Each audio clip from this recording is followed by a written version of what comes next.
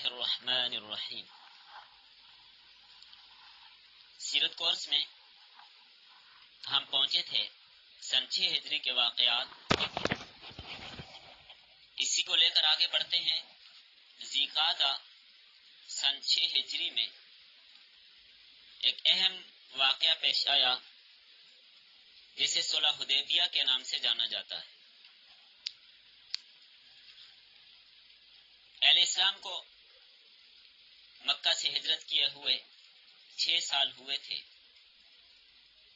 مسجد حرام اور بیت اللہ کی زیارت کے لیے دل تڑپ رہے تھے۔ 6 سال کے قریب مسجد حرام سے دور رہے، بیت اللہ کی زیارت کے لیے دل تڑپ اور ترس رہے تھے۔ اشتیاق پیدا ہو رہا تھا، شوق پیدا ہو رہا تھا، جذبہ پیدا ہو رہا تھا کہ ہم اللہ کے گھر کی زیارت کریں، طواف کریں۔ نبی صلی اللہ علیہ وسلم کو بھی بہت زیادہ شوق اور جذبہ تھا، کسی نہ کسی طرح کوئی صورت اور ترتیب بن جائے کہ اللہ کے گھر کا طواف کریں، بیت اللہ کی زیارت کر لیں۔ لیکن آج کل بھی ایک نوعیت ہوتی ہے، ایک تو عام طور پہ ہر آدمی کے دل میں ذوق اور شوق رہتا ہے بیت اللہ دیکھنے کا، لیکن جو ایک بار دیکھ آتا ہے پھر اس کی تڑپ بہت زیادہ ہوتی ہے، اسے تو رہا نہیں جاتا پھر دوبارہ دیکھے بغیر۔ آپ صلی اللہ علیہ وسلم نے اسی اثناء ایک خواب دیکھا۔ خود بھی اور حضرات صحابہ کرام رضوان اللہ تعالی علیہم اجمعین بھی مسجد حرام میں داخل ہوتے ہیں اور مناسک مکمل کرتے ہیں۔ یہ اشارہ تھا کہ آپ کی محبت، آپ کی چاہت انشاءاللہ پوری ہونے والی ہے۔ نبی صلی اللہ علیہ وسلم محسوس کر چکے تھے کہ قریش مسلسل جنگوں کی وجہ سے اب کمزور ہو گئے، اس لیے امید تھی کہ وہ آپ کو مناسک عمرہ ادا کرنے کی اجازت دے دیں گے۔ ہوا یہ، آپ صلی اللہ علیہ وسلم نے جب صحابہ اکرام کے سامنے اس خواب کا تذکرہ کیا، یکم ذی قعدہ سن 6 ہجری 1400 صحابہ اکرام کے ساتھ احرام باندھے عمرے کے لیے مدینہ سے مکہ چل پڑے۔ مدینہ سے مکہ عمرے کے لیے چل پڑے۔ ابھی بالکل وہی پس منظر یاد آ رہا ہے جب ہم مدینہ سے مکہ کی طرف جا رہے تھے، اور آپ صلی اللہ علیہ وسلم نے ساتھ قربانی کے جانور بھی ساتھ لیے۔ عرب کے لوگ کسی ایسے قافلے پر حملہ نہیں کرتے تھے جس کے ساتھ ہدی ہوں، قربانی کے جانور جو ساتھ لے کر جاتے تھے۔ تو یہ ذی قعدہ کا مہینہ تھا، لیکن ادھر مکہ والوں نے مہینوں میں گڑبڑ کر کے رجب کا مہینہ بنایا ہوا تھا۔ قریش سماج جتنے بھی اہل عرب تھے ان کے نزدیک حرمت والے مہینوں میں جنگ ممنوع تھی، کیونکہ انہوں نے ترتیب بدلی ہوئی تھی، اپنی مرضی کرتے تھے، کسی سال کس کو رجب قرار دے دیتے، کسی سال کس کو محرم قرار دے دیتے، اپنی مرضی کرتے تھے مشرکین۔ تو بہرحال اللہ تعالیٰ نے فرما دیا نا کہ اب اللہ تعالیٰ کے یہاں جو مہینوں کی ترتیب ہے وہ یہی ہے، اس میں کوئی تبدیلی نہیں ہوگی۔ اور جس سال نبی صلی اللہ علیہ وسلم نے حجۃ الوداع کیا تو اسی سال آپ صلی اللہ علیہ وسلم نے فرما دیا کہ اب مہینوں کی ترتیب یہی رہے گی جیسا کہ اللہ نے ان کی ترتیب رکھی ہے۔ اور اتفاق سے وہی سال چل رہے تھے کہ مکہ والوں کے نزدیک بھی وہی تقویم چل رہی تھی، محرم تا ذی الحجہ وہی ترتیب کے ساتھ چل رہے تھے، کیونکہ بعض کا جب یہ گڑبڑ کرتے تھے پھر 4-5 سال بعد جا کے اس کی سیٹنگ ہوتی تھی دوبارہ۔ بہرحال تو حرمت والے مہینوں میں جنگ بندی ہوتی تھی، تو مکہ والوں کے نزدیک یہ رجب کا مہینہ تھا، اس لیے نبی صلی اللہ علیہ وسلم کو اطمینان تھا کہ جنگ کی نوبت نہیں ہوگی۔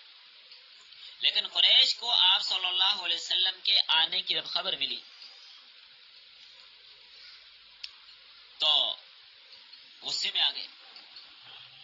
انہوں نے آپ صلی اللہ علیہ وسلم کو روکنے کے لیے جنگ کی تیاریاں شروع کر دی، اور راستے میں ایک مسلح دستہ جتھا مقرر کر دیا۔ نبی کریم صلی اللہ علیہ وسلم کو جب اس بات کا علم ہوا تو آپ نے فرمایا کہ قریش پر افسوس ہے، انہیں جنگوں نے نگل لیا ہے، ان کا کیا بگڑ جائے گا اگر وہ مجھے میرے حال پر چھوڑ دیں اور باقی عربوں کو ان کے حال پر چھوڑ دیں۔ بہرحال علیہ وسلم عام راستے سے ہٹ کر ایک دوسرے راستے سے آگے بڑھے اور مکہ کے مضافات میں حدیبیہ پہنچ کر آپ صلی اللہ علیہ وسلم نے پڑاؤ ڈالا. یہاں بھی آپ صلی اللہ علیہ وسلم نے ایک مقامی بندہ تھا بدیل بن ورقہ، بدیل بادا یا لام، بدیل بن ورقہ، اس کو یہ پیغام دے کر بھیجا کہ جاؤ اور جا کر قریش کو بتا دو ہم کسی سے لڑنے نہیں آئے، ہمارا مقصد صرف عمرہ کرنا ہے، ہم لڑائی کرنے نہیں آئے. قریش نے اس پیغام پر کوئی توجہ نہ دی. اب انہوں نے کیا کیا؟ ایک اور بندہ تھا عروہ بن مسعود ثقفی، یہ بڑا چالاک قسم کا بندہ تھا، دور دراز ملکوں میں یہ سفیر بن کے جایا کرتا تھا. اس کو بھیجا تاکہ ڈرا دھمکا کر نبی صلی اللہ علیہ وسلم کو واپس بھیجے. 6 سال کی اس طویل مدت میں یہ پہلا موقع تھا کہ قریش نے تلوار کی جگہ سفیر بھیج کر مشورے کے ساتھ، باہمی گفتگو کے ساتھ معاملہ حل کرنے کی کوشش کی. یہ پہلا مرحلہ تھا اور یہ اس بات کا اعلان تھا اور اس بات کا ثبوت تھا کہ اب اسلام نے اپنا لوہا منوا لیا ہے، اسلام نے اپنی بنیادیں مضبوط کر لی ہیں، کفر کھوکھلا ہو چکا ہے. اسی لیے اب وہ مذاکرات پر آئے تھے کافر. عروہ بن مسعود نے نبی صلی اللہ علیہ وسلم کی خدمت میں حاضر ہو کر قریش جو چاہتے تھے اس کے مطابق وہ سخت باتیں کی. اللہ کے رسول صلی اللہ علیہ وسلم کا موقف جب آپ نے اس کی باتیں سنی، کیونکہ انداز اس نے ایسے اختیار کیا کہ سختی ہے، لیکن رسول کریم صلی اللہ علیہ وسلم کا موقف جب اس نے سنا، آپ کا عزم، آپ کا استقلال، آپ کی حلم اور بردباری اس نے محسوس کی. اور جب حضرات صحابہ کرام کو اس نے دیکھا، وہ بڑی بے گناہ محبت کرتے ہیں اللہ کے نبی کے ساتھ، عجیب قسم کی محبت کرتے ہیں. جب یہ محبت صحابہ کی اللہ کے نبی سے اس نے دیکھا تو اس نے جان لیا کہ مسلمان دبنے والے بھی نہیں، جھکنے والے بھی نہیں، بکنے والے بھی نہیں. واپس چلا گیا، واپس آ کر لوگوں سے کہا میں نے قیصر اور کسریٰ جیسے بادشاہوں کی بھی ایسی عزت، ایسا احترام، ایسی توقیر نہیں دیکھی جیسی محمد کی عزت اس کے صحابہ کرتے ہیں. ایک مشرک گواہی دے رہے ہیں. جا کر کہنے لگا کہ اتنی عزت کرتے ہیں یہ لوگ. قریش نے اپنے حلیف جو مختلف قسم کے انہوں نے اپنے حلیف بنائے ہوئے تھے، احابیش کا سردار تھا حلیس، اس کو ابھی ڈرانے دمکانے کے لیے مسلمانوں کے پاس بھیجا. جب اس نے آ کر دیکھا کہ قافلے میں قربانی کے جانور موجود ہیں، وہ واپس چلا گیا. ان کا یہ ہمارے دین کے خلاف ہے کہ قربانی لے کر آنے والوں کو حرم میں داخل ہونے سے روکیں، بالکل ہم نہیں روکیں گے، آنے دیجیے. وہ واپس چلا گیا. تم انہیں آنے دو ورنہ ہم سب احابیش تمہارا ساتھ چھوڑ کر چلے جائیں گے. قریش پہلے سے کمزور ہو چکے تھے تو ان کے تعلق توڑنے کا بھی خطرہ تھا، اس لیے بڑے چیخے چلائے. اس دوران اللہ کے رسول صلی اللہ علیہ وسلم نے صحابہ اکرام سے مشورہ کیا. اب آگے بات آ رہی ہے بیعت رضوان کی. بیعت رضوان، آپ صلی اللہ علیہ وسلم نے صحابہ سے مشورہ کیا. المختصر حضرت عثمان غنی رضی اللہ عنہ کو سفیر بنا کر قریش کی طرف بھیجا. انہوں نے آپ صلی اللہ علیہ وسلم کا موقف دوبارہ جا کر بڑی وضاحت کے ساتھ قریش کے سامنے رکھا، سرداروں کے سامنے پیش کیا. کیونکہ حضرت عثمان بڑے نرم دل آدمی تھے. واپسی کے موقع پر قریش نے ان سے کہا کہ آپ چاہیں تو طواف کر لیں، لیکن وہ نہیں آ سکتے. حضرت عثمان رضی اللہ عنہ فرمانے لگے جب تک رسول اللہ صلی اللہ علیہ وسلم کو طواف کی اجازت نہیں ملے گی میں بھی طواف نہیں کروں گا. تو قریش کے سردار مزید بگڑ گئے. انہوں نے کیا کیا؟ حضرت عثمان کو پکڑا اور نظر بند کر دیا، ایک گھر کے اندر بند کر دیا. ادھر حضرت عثمان رضی اللہ عنہ کی واپسی میں جب تاخیر ہو گئی، مسلمانوں میں افواہ پھیل گئی کہ حضرت عثمان کو شہید کر دیا گیا ہے، ابھی تک واپس نہیں آئے۔ نبی صلی اللہ علیہ وسلم نے جب یہ بات سنی بڑے غمزدہ ہوئے۔ ابھی تک تو آپ صلی اللہ علیہ وسلم بھی یہی چاہ رہے تھے کہ صلح صفائی سے کوئی راستہ نکلے، لیکن جب ہی آپ صلی اللہ علیہ وسلم نے حضرت عثمان کے بارے میں یہ خبر سنی تو آپ کے نزدیک حضرت عثمان کا خون اتنا قیمتی تھا کہ اسے معاف نہیں کیا جا سکتا تھا۔ نبی صلی اللہ علیہ وسلم ایک درخت کے نیچے بیٹھ گئے، ببول کا درخت تھا۔ صحابہ سے حضرت عثمان رضی اللہ عنہ کے خون کے بدلے موت کی بیعت لی۔ سب نے دل و جان سے آمادگی ظاہر کی، حضرت عثمان رضی اللہ عنہ کا بدلہ لینے کے لیے ہم آخری سانس تک لڑیں گے اور بدلہ لے کر رہیں گے۔ جب ان کی جان نثاری کی ادا اللہ تعالیٰ نے دیکھی تو اللہ تعالیٰ کو اتنی پسند آئی، قرآنی آیات نازل فرما دی جن میں اس بیعت کا تذکرہ کیا گیا اور صحابہ کرام کو اللہ کی رضامندی کی خوشخبری بھی سنا دی گئی۔ لقد رضی اللہ عن المؤمنین اذ یبایعونک تحت الشجرہ فعلم ما في قلوبهم فانزل السکینة علیہم واثابهم فتحا قریبا۔ پکی بات ہے، یقینی بات ہے، اللہ ان مومنوں سے خوش ہوا جب وہ درخت کے نیچے آپ سے بیعت کر رہے تھے۔ اس وجہ سے کیوں کر رہے تھے بیعت؟ حضرت عثمان غنی رضی اللہ تعالیٰ ان کے خون کی بدلہ لینے کی، اس لیے اس نے ان پر سکینت اتاری اور انہیں انعام نے ایک قریبی فتح بھی عنایت کر دی۔ فتح کی خوشخبری بھی آ گئی، مکہ کے فتح ہونے کی طرف اشارہ آ گیا تھا۔ اسی کو بیعت رضوان کہا جاتا ہے۔ یہ مختصر پس منظر میں نے آپ کو بیعت رضوان کا بتا دیا۔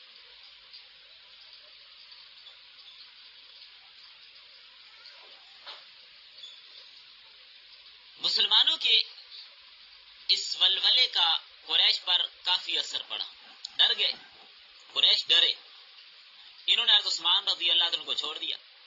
سمجھ گئے کہ جزیرۃ العرب میں اب مسلمان ایک ایسی طاقت ہیں جن سے ٹکرانا دیوار آہنی سے ٹکرانا ہے، دیوار سے سر پھوڑنے کے مترادف ہے۔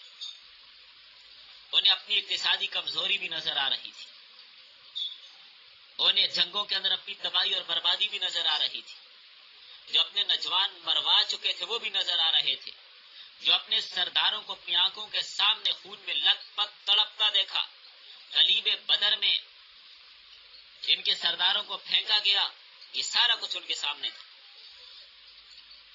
اور ان کے اس بات کا بھی اندازہ تھا کہ شام اور عراق کے تجارتی راستوں پر مسلمانوں کے چھاپے پڑتے ہیں، گزشتہ جنگوں میں اپنی مسلسل جانی نقصانات بھی کروا چکے ہیں، عسکری کمزوری بھی ہو گئی ہے، اس لیے انہوں نے بادل ناخواستہ مذاکرات اور معاہدے کے ذریعے مسلمانوں کی قوت کو کم کرنے اور اپنی توانائی، اپنی قوت کو محفوظ کرنے کا فیصلہ کیا۔ اسی حوالے سے انہوں نے قدم اٹھائے اور پہلی بار ریاست مدینہ کو ایک طاقتور حکومت کے طور پر تسلیم کرنا پڑا۔ ابھی ریاست مدینہ انہوں نے تسلیم کی آخرکار، اس سے پہلے نہیں کی تھی، مگر یہ کڑوی گولی نگلے بغیر چارہ کوئی نہیں تھا، نگلنی پڑنی تھی بھائی، اس کے بغیر کام نہیں چلنا تھا۔ انہوں نے بہت سوچ سمجھ کر اپنے ذہن میں کچھ خاکہ تیار کیا، کچھ سکیں تیار کی،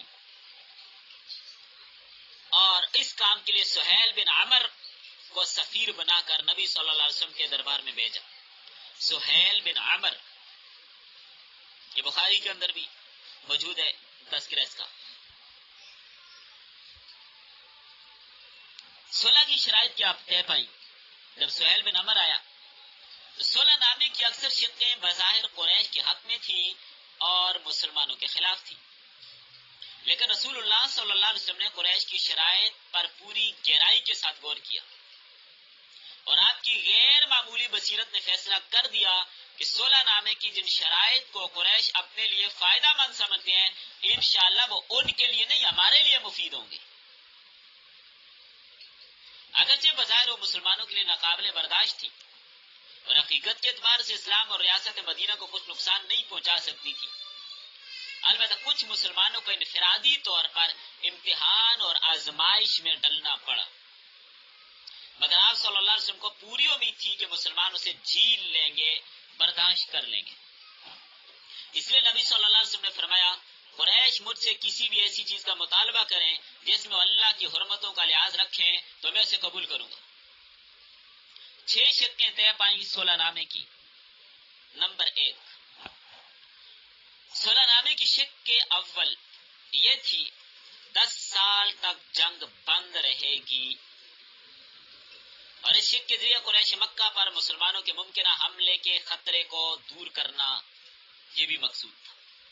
قریش سمجھتے نا کہ مسلمان ہمارے اوپر حملہ نہ کر دے، اس لیے یہ شک بھی ایک رکھی کہ 10 سال تک فریقین کوئی جنگ نہیں کرے۔ وہ جانتے تھے کہ اگر حملہ ہوا تو دور نہیں ہے، بعید نہیں ہے، مسلمان غالب آئیں گے۔ نبی صلی اللہ علیہ وسلم نے اسے قبول کیا، اس لیے کہ سرزمین عرب میں امن و امان کی فضا قائم کرنی تھی، اسلام کی تبلیغ کی راہیں کھولنی تھی، لوگوں کو مدینے کا اسلامی معاشرہ قریب سے دیکھنے کا موقع دینا تھا، تاکہ ذرا ساری راہیں کھولیں اور لوگ مدینہ کے مسلمانوں کے حالات دیکھیں، مسلمانوں کو اسلام کو اپنی نظر سے دیکھیں تو ذرا اس کے قریب آئیں۔ بات کیجیے گا، آج کے دور میں کفار یہ کہنے پر مجبور ہے اسلام سچا ہے، مسلمان جھوٹا ہے۔ دوسری شک، نمبر 2، مسلمان اس سال ویسے ہی واپس جائیں گے، عمرہ نہیں کریں گے، اگلے سال آ کر عمرہ کریں گے۔ اس طرح سے قریش یہ بھی ثابت کرنا چاہتے تھے کہ ہم غالب ہیں، ان کو عمرہ نہیں کرنے دیا، ہماری ناک اونچی ہے، یہ بتانا چاہتے تھے۔ یہ شک مسلمانوں کے لیے سخت تھی، اس لیے کہ وہ بیت اللہ کی زیارت کے لیے پہلے سے تڑپ رہے تھے، اور قریش اس وقت کشمکش چل بھی رہی ہے۔ یہ شرط ماننا گویا کہ شکست تسلیم کرنا ہے، لیکن اللہ کے نبی نے وقتی طور پر قریش کو برتری کا جھوٹا بھرم قائم رکھنے دیا، کرو بھائی ٹھیک ہے کوئی بات نہیں، کیونکہ آپ صلی اللہ علیہ وسلم جانتے تھے اس طرح زمینی حقائق تبدیل نہیں ہو سکتے، حالات بدلیں گے انشاءاللہ۔ اس لیے آپ صلی اللہ علیہ وسلم نے اس سال واپسی اور اگلے سال عمرے کی شک کو قبول کر لیا۔ قریش کو خدشہ تھا کہ اگلے سال نبی صلی اللہ علیہ وسلم مکہ تشریف لائیں گے تو ممکن ہے وہ مکہ میں طویل قیام کریں یا اسلحے کے زور پر شہر کو قبضے میں لے لیں، یہ ڈر بھی تھا ان کو۔ ایسا نہ ہو جائے، اس خطرے سے بچنے کے لیے انہوں نے کیا کیا، اور کہیں یہ خطرہ بھی تھا کہ یہ نہ ہو جائے کہ مکہ کے اندر جو مسلمان عاجز اور مجبور ہم نے رکھے ہوئے ہیں کہیں وہ واپس ان کو ساتھ لے کے مدینہ نہ چلے جائیں۔ اب انہوں نے اس شک کے اندر کچھ دفعات مزید رکھی، یعنی جو شک نمبر 2 ہے اس کے کچھ ذیلی دفعات بھی تھے، ان کو بھی سمجھیے۔ نمبر 1، اگلے سال عمرے کے موقع پر مکہ میں مسلمانوں کا قیام صرف 3 دن ہوگا۔ 1، مسلمان آئیں گے تو مکہ میں مسلمانوں کا قیام صرف 3 دن ہوگا۔ نمبر 2، مسلمان اپنی تلواریں میان میں رکھیں گے، اس کے علاوہ کوئی اسلحہ ساتھ نہیں لائیں گے۔ یہ آپ مائک بند کر دیں، نہیں تو میں کلاس سے ریویو کر دیتا ہوں۔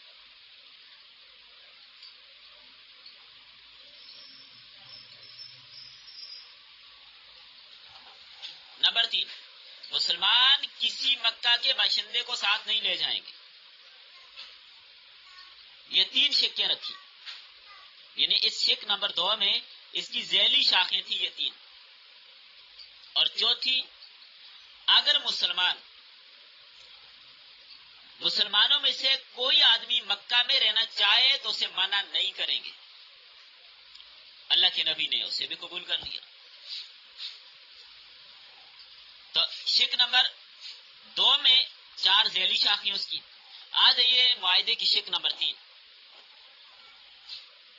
تیسری شک تھی کہ اہل مکہ کا کوئی فرد مسلمان ہو کر حضور صلی اللہ علیہ وسلم سے جا ملا تو اسے واپس بھیج دیا جائے گا۔ اس طرح قریش اپنے نوجوانوں کے اسلام میں داخل ہونے کا راستہ بند کرنا چاہتے تھے تاکہ رسول اللہ صلی اللہ علیہ وسلم کے حامیوں میں کہیں اضافہ نہ ہو جائے، اور یہ شک مسلمانوں کے لیے ناقابل برداشت تھی۔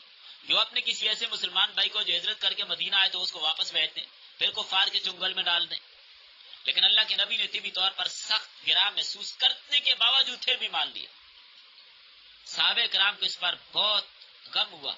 آپ صلی اللہ علیہ وسلم نے جب صحابہ کی اس غم اور غم کی شدت کو دیکھا، تسلی دی. فرمایا ایسے لوگوں کے لیے اللہ جلد کوئی راستہ نکال لے گا، پریشان ہونے کی کوئی ضرورت نہیں. بہرحال پھر اس شرط کی وجہ سے اگر قریش کے کچھ لوگوں کے اسلام لانے میں رکاوٹ پیدا ہوگی تو اس کے بدلے امن و امان کی وجہ سے درجنوں دیگر قبائل میں اسلام کی روشنی تو پھیلے گی نا، کوئی بات نہیں ہے، دائیں بائیں تو اسلام پہنچے گا. بہرحال قبول کیا. شک نمبر 4، چوتھی شک تھی اگر کوئی شخص رسول اللہ صلی اللہ علیہ وسلم کا ساتھ چھوڑ کر مکہ والوں سے عام علاقوں سے واپس نہیں بھیجا جائے گا. لیکن سارا کام الٹا، اگر کوئی شخص مکہ آ جائے مدینہ چھوڑ کر اس کو واپس نہیں بھیجیں گے، اور اگر مکہ سے مدینہ جائے گا تو اس کو مسلمانوں نے واپس بھیجنا ہوگا. لیکن کتنی سخت شرائط ہے، اور سب اپنے ہاتھ میں رکھی ہیں، انہوں نے سب اپنے ہاتھ میں رکھی. تو اس شرط کے ذریعے قریش اپنے حامیوں میں اضافے کی راہ کھولنا چاہتے تھے کہ ہمارے ساتھی بڑھ جائیں گے. تو پانچویں شک یہ تھی فریقین ایک دوسرے کے خلاف خفیہ کارروائیوں اور خیانت سے اجتناب کریں گے، کوئی خفیہ کارروائی ایک دوسرے کے خلاف نہیں کریں گے. چھٹی شک تھی اگر دیگر قبائل میں سے جو چاہے قریش کا خلیف بن کر اور جو چاہے مسلمانوں کا خلیف بن کر اس معاہدے میں شامل ہونا چاہے، ہو سکتا ہے، ہمیں کوئی اعتراض نہیں ہوگا. بہرحال یہ ایک منصفانہ بات تھی جو مسلمانوں کے لیے مفید تھی، اس لیے کہ اس طرح انہیں نئے اتحادی میسر آ سکتے تھے، پورے عرب میں امن و امان کی فضا قائم ہو سکتی تھی. اس شک کے تحت موقع پر موجود بنو خزاعہ نبی صلی اللہ علیہ وسلم کے اور بنو بکر قریش کے خلیف بن گئے اور اس معاہدے میں شامل ہو گئے. سب سے آخر میں رسول کریم صلی اللہ علیہ وسلم نے اس شک کا اضافہ کیا، ہمارے وہی حقوق تمہارے ذمہ ہوں گے جو تمہارے ہمارے ذمہ ہوں گے. مشرکین بھی اس قدر معقول بات پر کوئی اعتراض بہرحال نہ کر سکے. اس شک کے ذریعہ رسول اللہ صلی اللہ علیہ وسلم نے مسلمانوں کی برابر حیثیت کو تسلیم کروا لیا ان سے. بہرحال اس مجلس معاہدہ میں قریش کا رویہ بھی ضد پر مبنی رہا، پریشانی اور بے دلی کا عکاس تھا ان کا ضدی رویہ، جبکہ نبی صلی اللہ علیہ وسلم ہر درجے میں رحم دلی اور بردباری سے کام لے رہے تھے. بڑے اعلیٰ ظرف اور حوصلے کے ساتھ آپ کام لے رہے تھے. معاہدے کی شرائط لکھوانے کے لیے نبی صلی اللہ علیہ وسلم نے اپنی طرف سے حضرت علی رضی اللہ عنہ کو کاتب مقرر کیا کہ آپ معاہدہ لکھو. صحیح مسلم شریف کے اندر موجود ہے. انہوں نے اسلامی آداب کے مطابق دستاویز لکھی. ابتدا کیسے کی؟ بسم اللہ الرحمن الرحیم، اس سے شروع کیا. اس پر کفار نے شور مچا دیا، لگے ہم اللہ کو جانتے، رحمان اور رحیم کو نہیں جانتے. یہاں پر بھی اسمی کا اللہم لکھو. بسمی کا اللہ کو مانتے تھے، وہ بھی ساتھ شریک ٹھہراتے تھے کہ لگے رحمان اور رحیم ہم نہیں جانتے کون ہے. حالانکہ ان کو پتا تھا، جھوٹ بولے، انہوں نے شرارت کی. عبد الرحمان نام نہیں رکھتے تھے، حضرت عبد الرحمان بن عوف کا نام زمانہ جاہلیت میں رکھا ہوا ہے. شرارت کی ہے صرف انہوں نے. اللہ کے نبی نے اس بات کو بھی قبول کر لیا، چلو کوئی بات نہیں، لکھو بسمی کا اللہم. بسمی کا اللہم. اس کے بعد حضرت علی رضی اللہ عنہ نے لکھا، یہ وہ دستاویز ہے جس کا محمد رسول اللہ صلی اللہ علیہ وسلم نے عہد کیا ہے. یہ عبارت بتا رہا ہوں آپ کو معاہدے کی. یہ عبارت دیکھتے ہی جب پہلا جملہ یہ لکھا، یہ وہ دستاویز ہے جس کا محمد رسول اللہ صلی اللہ علیہ وسلم نے عہد کیا ہے. اب روسائے قریش پھر بگڑ گئے، پھر شور مچایا. یہ لگے ہم اگر آپ کو اللہ کا رسول مانتے تو لڑائی کس بات کی، ہم تو آپ کو اللہ کا رسول مانتے نہیں. تو یہ جملہ جو لکھا کہ محمد رسول اللہ نے عہد کیا ہے، آپ اس کو کاٹ دیجیے، فقط لکھیے محمد بن عبداللہ. آپ محمد بن عبداللہ لکھوائیں. حضور صلی اللہ علیہ وسلم نے فرمایا، میں محمد الرسول اللہ بھی ہوں، میں محمد بن عبداللہ بھی ہوں، اگرچہ تم نے مجھے جھٹلایا. پھر آپ صلی اللہ علیہ وسلم نے لڑائی ختم کرنے کے لیے حضرت علی سے فرمایا، اچھا اسے مٹا دو. آپ اندازہ لگائیں کتنی ضد کی قریش نے یہاں پر. اللہ کے نبی ہر بات مانتے گئے. پھر بھی آج یورپ کے پاپ کہتے ہیں کہ مسلمانوں کے نبی نے تلوار کے دور سے اسلام پھیلایا. اس سے بڑا کوئی جھوٹ ہوگا دنیا میں؟ حضرت علی کے لیے نام مبارک مٹانا کوئی آسان کام نہیں تھا بھائی. عرض کیا، یا رسول اللہ اللہ کی قسم آپ کا نام میں نے لکھ دیا، کبھی نہیں مٹاؤں گا، محمد رسول اللہ، کیوں مٹاؤں میں؟ یہ محبت، نہیں مٹاتا۔ آخر حضور صلی اللہ علیہ وسلم نے خود قلم لیا اور علی سے کہا مجھے وہ جگہ دکھاؤ جہاں رسول اللہ لکھا ہے۔ انہوں نے وہ مقام دکھایا، اللہ کے نبی نے خود اس کو مٹایا، خود اس کو مٹایا، اور پھر وہاں پر بن عبداللہ لکھا، محمد بن عبداللہ۔ بہرحال یہاں پر ایک شدید امتحان تھا مسلمانوں کا۔ ایک اگلا عنوان ہے حوصلے اور اطاعت کا زبردست امتحان، یہ عنوان دے دیجیے۔ ابھی صلح نامے پر تو ساتھ نہیں ہوئے تھے، یہ بہت عجیب رلانے والا واقعہ ہے، عجیب واقعہ پیش آیا جو مسلمانوں کی ہمت، حوصلے اور اطاعت رسول کا سخت ترین امتحان تھا، جس کی وجہ سے زمین پاؤں کے نیچے سے نکل چکی تھی۔ واقعہ کیا ہوا؟ قریش کے سفیر سہیل بن عمر کے نوجوان بیٹے تھے ابو جندل، مکہ میں انہوں نے اسلام قبول کر لیا تھا۔ انہیں اس کی پاداش میں اسلام کیوں قبول کیا؟ زنجیروں میں جکڑ دیا تھا، ان پر ظلم و ستم ہر وقت ہوتا تھا۔ وہ رسول اللہ صلی اللہ علیہ وسلم کے مکہ کے قریب تشریف آوری کی جب ان کو اطلاع ملی، بھاگ کے اللہ کے نبی کے پاس آ گئے، اسی حال میں آئے، زنجیریں باندھی ہوئی ہیں، آپ صلی اللہ علیہ وسلم کی خدمت میں پہنچے، پاؤں میں بیڑیاں پڑی ہوئی تھی۔ سہیل بن عمر نے دیکھا تو کہا معاہدے کے مطابق اسے واپس کیا جائے۔ معاہدہ ہوا نا کہ مکہ سے کوئی مسلمان آپ کے ساتھ ملے گا تو آپ نے اسے واپس کرنا ہوگا، واپس کیا جائے، اس کو نہیں لے کے جا سکتے۔ حضور صلی اللہ علیہ وسلم نے فرمایا ابھی صلح نامے پر تو ساتھ نہیں ہوئے، نہیں واپس کریں گے۔ لیکن سہیل بن عمر نے بیٹے کی واپسی پر ضد کی، پھر آخر کار رسول اللہ صلی اللہ علیہ وسلم نے واپس جانے کا حکم دے دیا۔ عمر سے کب برداشت ہوتا تھا؟ حضرت عمر نے جب یہ دیکھا بے چین ہو کر بولے یا رسول اللہ، کیا ہم حق پر نہیں ہیں اور ہمارا دشمن باطل پر نہیں ہے؟ پھر کیوں اپنے دین کے معاملے میں سر نیچا کر لیں؟ واہ عمر، اس لیے تو شیطان ڈرتے ہیں نا عمر کے نام سے۔ جب ہم حق پر ہیں، دشمن باطل پر ہے، تو کیوں ہم سر جھکائیں؟ رسول اللہ نے فرمایا عمر، اللہ میرا مددگار ہے، صبر کیجیے۔ کہنے لگے کیا آپ نے نہیں فرمایا تھا کہ ہم بیت اللہ کا طواف کریں گے؟ رسول اللہ صلی اللہ علیہ وسلم نے فرمایا ہاں، مگر میں نے یہ کب کہا تھا کہ اسی سال کریں گے؟ یہ تو میں نے بھی نہیں کہا۔ آخر رسول اللہ صلی اللہ علیہ وسلم نے ابو جندل کو تسلی دے کر رخصت کیا، صلح نامے پر دستخط ہو گئے۔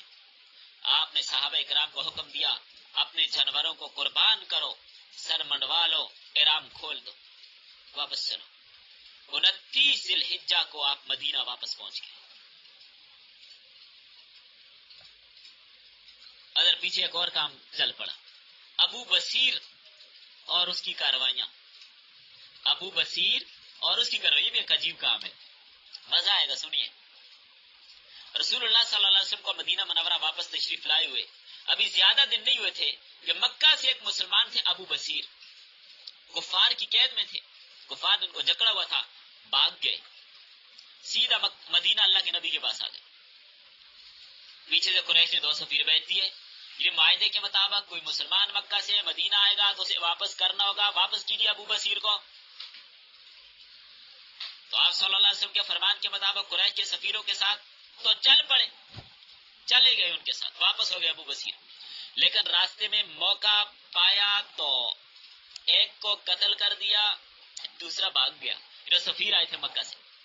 ایک کو ابو بصیر نے وہ جہنم پہنچا دیا اور دوسرا واپس بھاگ گیا۔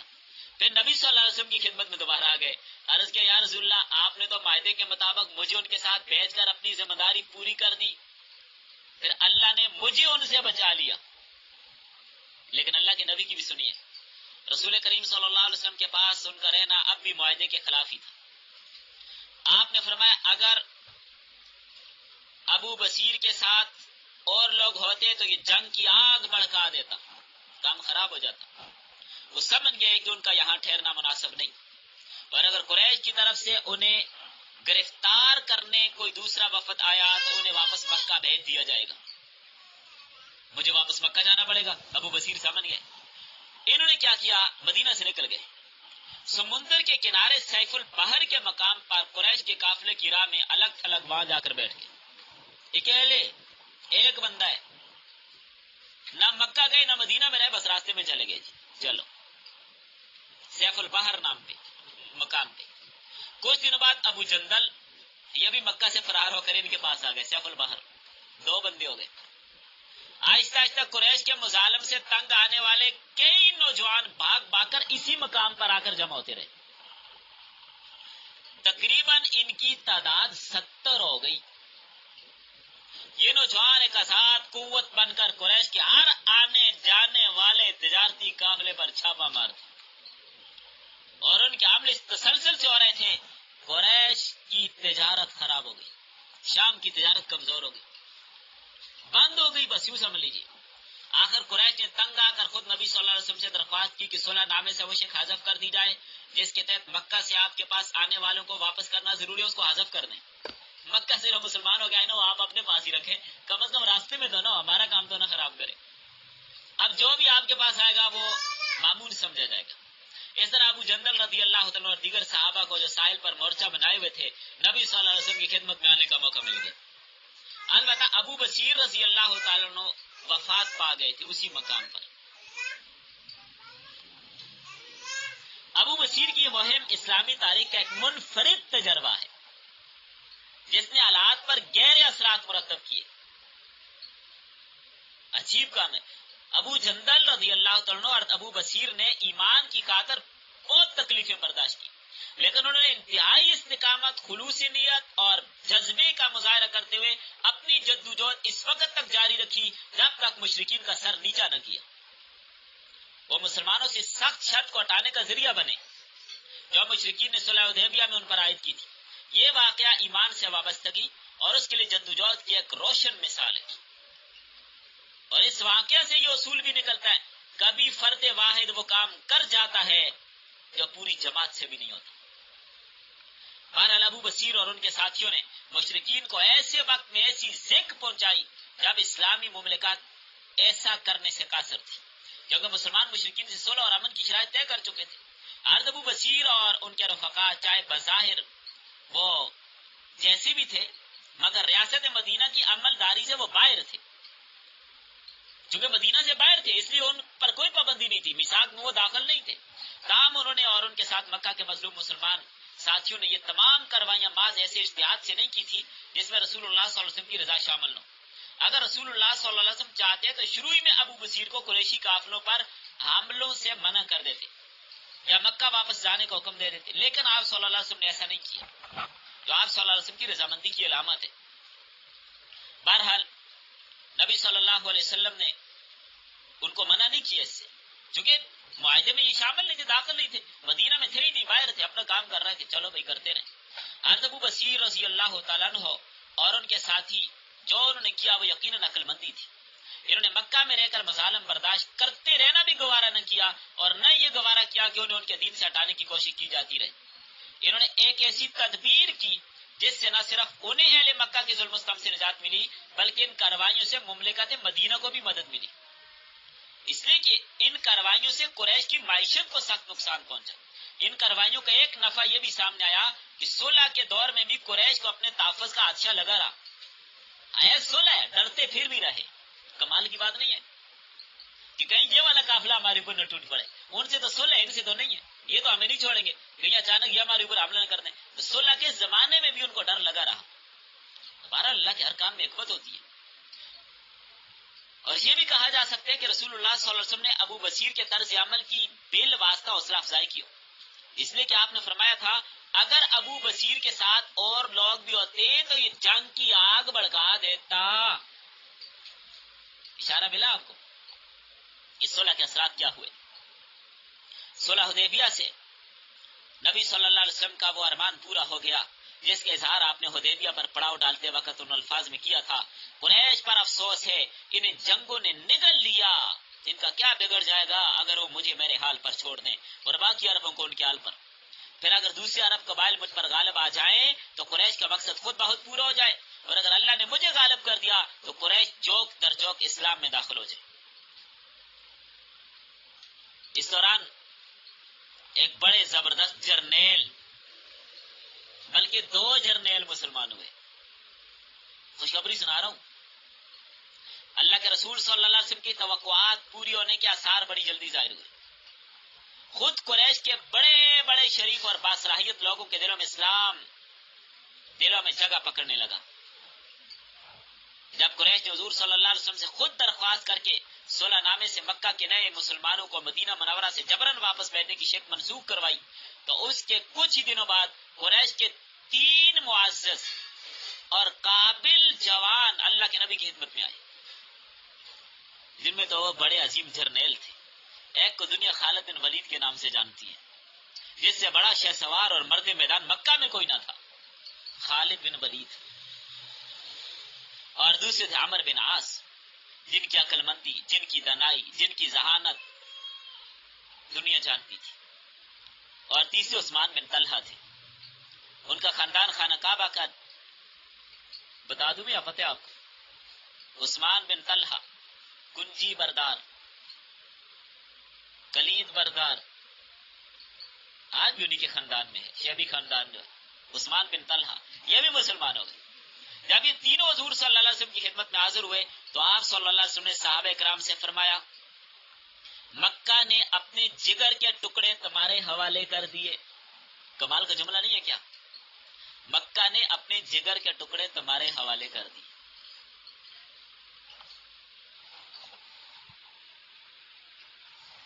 آج اسی پر اکتفا کرتے ہیں. اب ہم آگے چلیں گے. صلح حدیبیہ کے بعد جو اقدامی جہاد کا آغاز ہوا وہ کیسے ہوا، اور خیبر کے یہودیوں کی جو سازشیں تھیں ان کا کیسے کالا کما ہوا، اور مرحب کیسے قتل ہوا. غزوہ خیبر کی طرف، فتح خیبر کی طرف ہم چلیں گے. حضرت علی نے مرحب کو کیسے قتل کیا، قلعہ خیبر، کچھ باغ فتح کے بارے میں. پھر انشاءاللہ ہم آگے مزید آگے بڑھیں گے اور آگے پھر انشاءاللہ بڑھتے ہی چلے جائیں گے.